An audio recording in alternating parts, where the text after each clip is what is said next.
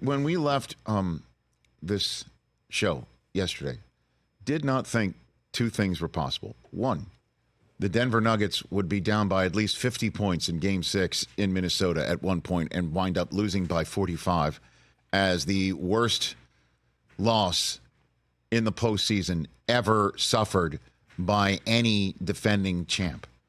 No defending champ had ever lost a playoff game by 36 points or more in their title defense, and the Nuggets lost by 45 last night. Did not think that was possible. No. Nor did I think that the guy who won the latest green jacket would be wearing an orange jumpsuit by morning. Didn't think that either about Scottie Scheffler. And I'll be straight up. When I woke up this morning and Suze was still asleep, that's okay. Why'd you have to mention that? No, I mean, because what do I have to do with that? No, it's nothing to do with that. It's just one. I don't know. I'm just painting the word picture because listen. The person who normally sits in that chair is not sharing a bed with me. You know what I'm saying? I hope not. Okay, but I woke up.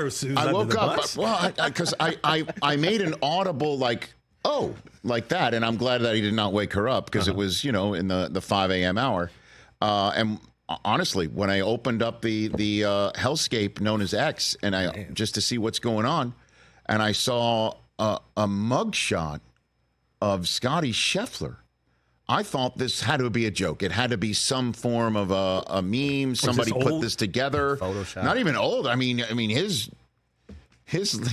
this guy's clean as a whistle, right? I mean, he's never run afoul of the law. I didn't think. And it also looked recent. Like, that looks like Scottie Scheffler. And I thought to myself, what happened? And I started unpacking what happened. And, first of all, it's all born out of somebody losing their life on a street outside of Valhalla this morning. In the 5 a.m. hour there in Kentucky. I don't know what happened, but apparently one of the shuttle buses struck a pedestrian. Yeah. And this individual is lost his or her life. I don't know what happened, but it's raining out, it's dark out, and there's a lot of sirens and a lot of flashing lights, and into this traffic fray shows up, Scottie Scheffler shows up. And apparently in a marked PGA car with his credentials on the dashboard. Oh. According to his lawyer. And I don't know what happened. Jeff Darlington is the only one in our business who witnessed it. He has been all over ESPN this morning. And the video he took of Scheffler being let off in handcuffs after what he and his lawyer are terming a traffic misunderstanding. As Jeff Darlington says, a police officer who was attempting to stop Scheffler from going around the bottleneck of the traffic jam to get into Valhalla told him to stop. His car wasn't stopped, and as Darlington said, a police officer attached himself to the car. Yeah, I don't know. And then 10, 20 yards later is when Scheffler stopped the car. That is when Scheffler rolled down the window and was removed from the car, placed in handcuffs, and anybody who sees the video on Darlington's Twitter account can hear an officer screaming at him to back up. And Scheffler, according to Darlington, said, "Please help me." And the officer said, "He's going to jail. There's nothing anybody's going to do about it, so back up." Mm-hmm. And off to jail, Scottie Scheffler goes. I have the right in front of me right here, the police report, because he was charged with 4 charges. The assault second degree of a police officer charge is a felony. There's 3 other misdemeanors he's been charged with. The officer in charge here was directing traffic at Gate 1 of the Valhalla Golf Course due to the road being closed in both directions from an earlier fatal collision. Listed subject was driving eastbound to gain access to the course. Subject pulled into the westbound lanes where outbound traffic was flowing, to avoid backed up traffic. Detective Gillis was in the middle of the westbound lanes in full LMPD uniform and a high-visibility yellow reflective rain jacket. Stopped subject and attempted to give instructions. Subject refused to comply and accelerated forward, dragging Detective Gillis to the ground. Detective Gillis suffered pain, swelling, and abrasions to his left wrist and knee. He was transported to the hospital for further medical treatment by emergency medical personnel. And this last line, boy, Twitter's having a field day with it. Detective Gillis's uniform pants, valued at approximately $80, were damaged beyond repair. Don't see that too often in a police report. Scottie Scheffler, right? I know Scottie Scheffler took to, I guess, is this Instagram? Okay. This morning, I was proceeded as directed by police officers. It was a very chaotic situation, understandably so, considering the tragic accident that had occurred earlier. And there was a big misunderstanding of what I thought I was being asked to do. I never intended to disregard any of the instructions. I'm hopeful to put this to the side and focus on golf today. Of course, all of us involved in the tournament express our deepest sympathies to the family of the man who passed away in the accident earlier this morning. It truly puts everything in perspective. As we know, Scheffler's first child was born just a few days ago.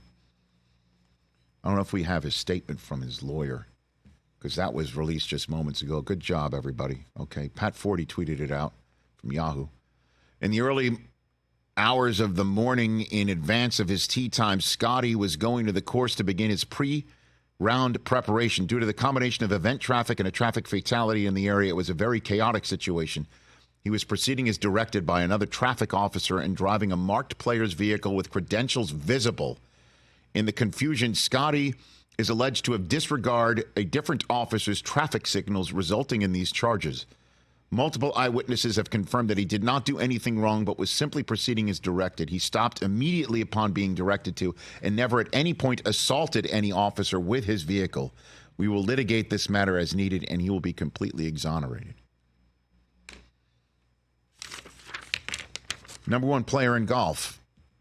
Woke up this morning, headed to the course in the rain in Kentucky, in Louisville, Kentucky, and had no clue what was going on in front of the Valhalla Golf Club. And this was the number one player in golf who showed up to work today, I believe 5 shots off the lead, trying to win his second consecutive major, the only guy out there with a chance at a Grand Slam. This is his morning. He was detained by police, what it looks like less than an hour after that awful accident outside of Valhalla Golf Club at 6:01 a.m., booked by the Louisville Department of Corrections in an orange jumpsuit shirt. At 7:28 a.m., Scheffler was released an hour and 12 minutes later at 8:40 a.m., and then 32 minutes later, he arrived at the golf club, and then 50 minutes later, teed off for the second round. Easily the most scrutinized second round of any player in the history, I would think, of a major golf championship, certainly of a number one player in the world. And Scheffler birdied the first hole. Wow. The 10th hole, he teed off the back on a rainy day. He bogeyed the next and then rolled in a 26-footer for birdie the next after that. He is currently through 6 holes at 5 under par. The leader, Xander Schauffele, will be teeing off in about 2.5 hours. What the what? Listen, I'm not going to sit here and opinionate on a darn thing. You know, the people who are adjudicating their job outside of the golf club, I have no earthly idea what the conditions were. I have no earthly idea what was going on there at all when Scottie Scheffler showed up. I have no idea. We don't have any idea if the officer saw the marked car, saw what was on the dashboard, if Scheffler saw what was going on, if Scheffler thought the guy was hanging on, was a fan. Honestly, no idea. I'm not making excuses for a single person. I was not there. Jeff Darlington is the only one that was there. All I'm saying is this is the wildest set of circumstances I have ever heard involving anything to do with any sport like this and involving anybody who's at the top of their game like this on the day of an actual event that he is teeing off in. This is crazy. I have no earthly idea. But certainly his legendary focus is going to be front and center today. Catch the Rich Eisen Show every single day on the Roku channel, 12 to 3 Eastern, for free.